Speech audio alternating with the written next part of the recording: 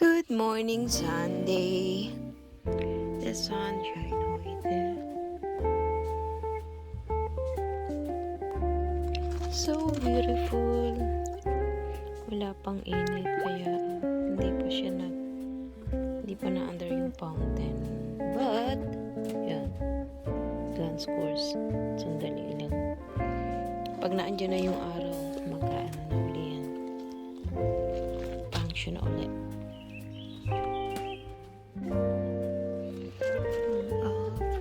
Green apple. Wow, finally. Bubulaklak na siya. White pala to. It's early morning pero nandito na ako sa garden. Binibisita ko na yung aking mga bulaklak dito.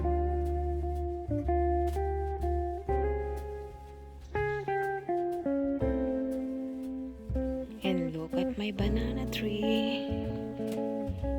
She looks strong and healthy. Diba? Ayun pa yung isa na maliit. Finally. Ilang summer na ito na tumutubo. Ayan. And look at this. Ang potato, ayan na siya. May bunga na yan. Maliit pa lang. Ang ganda ng araw ngayon. Ayun, doon, potato pa rin yan. Kulay yellow at saka violet. And look at this. Diba? Ang ganda ng bulaklak niya. Yellow. And my veggie. Nalulusok nila. Ito yung natira sa aking broccoli. Leftover na. So, meron pang dalawang natira. Yung iba na harvest ko na. And my sweet potato plant excited me na matalbusan na siya at maiharap na sa sinigang. Yun. Kahit hindi na siya magbunga. And my beautiful sunflowers. Yung ibon.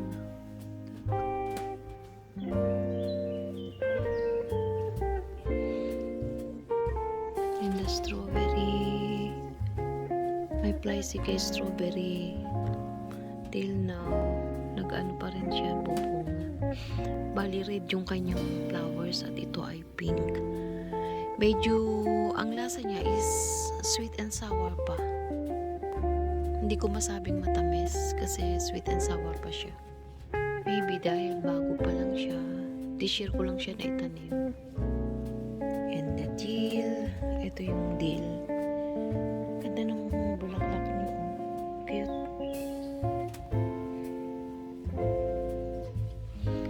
And my tiny eggplant. May bunga na rin siya. Marami siyang bulaklak. Yung iba may bunga na maliliit pa lang. And peanut. Ayan na yung aking peanut plant. Malusog din pala siya. Alam niyo, yung peanut pala, kapag siya nagbulaklak, yung ano siya, tutusok siya doon.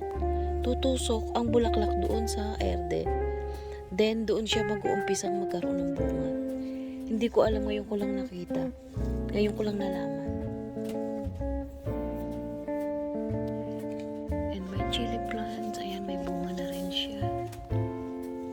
And kangkong, ayan. 3 times na akong nag-harvest ng kangkong, kaya ganun ang itsura niya. Nang isang araw, nagluto ako sinigang, then kahapon, nagluto ako ng adobong kangkong. Ayan, kaya ganun na siya. Na-harvest ko na siya yung iba. At ang aking sugar herbs, ayan.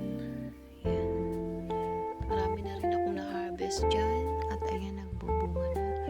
Ito, medyo palalakihin ko na siya, kasi kailangan ko ng buto para pananim next year. At ayan ang aking upo. Umabot na doon sa bubong. kailangan pala talaga ng upo ang araw para mas madali siyang tumubo.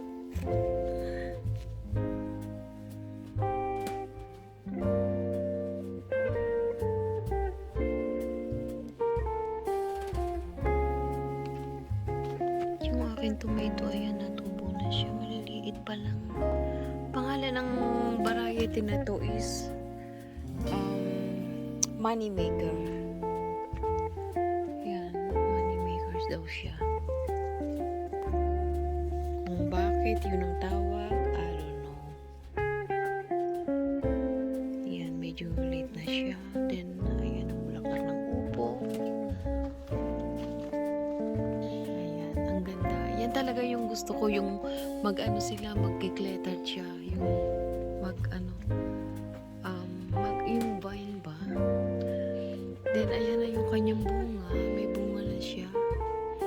Maliit pa lang. And happy for my melon. Ayan. Nag-ano na siya. Lumaki na yung dahon niya. Akala ko hindi na siya lalaki. Dito ko na lang siya pagagapangin. Gusto niya rin ng maaraw.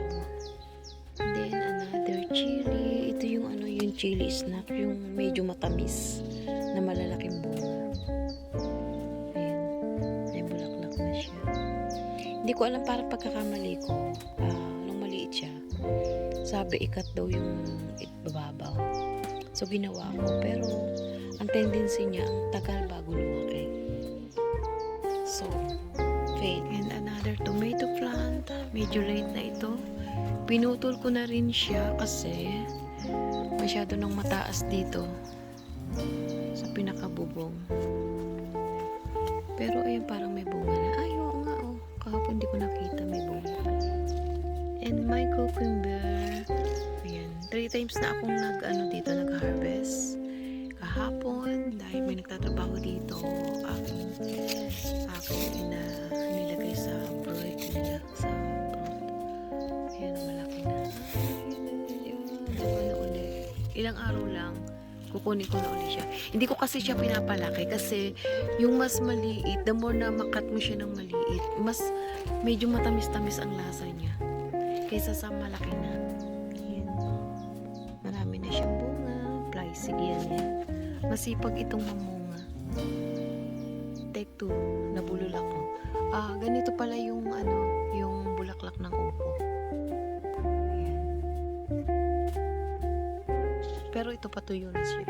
Medyo parang 1 day or 2 days lang yung kanyang bulaklak din at natutuyo na rin siya. Kaya umakyat na yan. Kahapon akin ang ginawa ng mga bagig-bagig dyan para tawag dito, makakletan siya. Pero huwag naman dito sa likod dahil hindi ko na siya makukuha. Kaya hanggang dito lang. Nilagyan ko ng mga baging-baging dyan. Tali. Para alam nila kung saan sila dadaan. Diba? Great Sunday, everyone!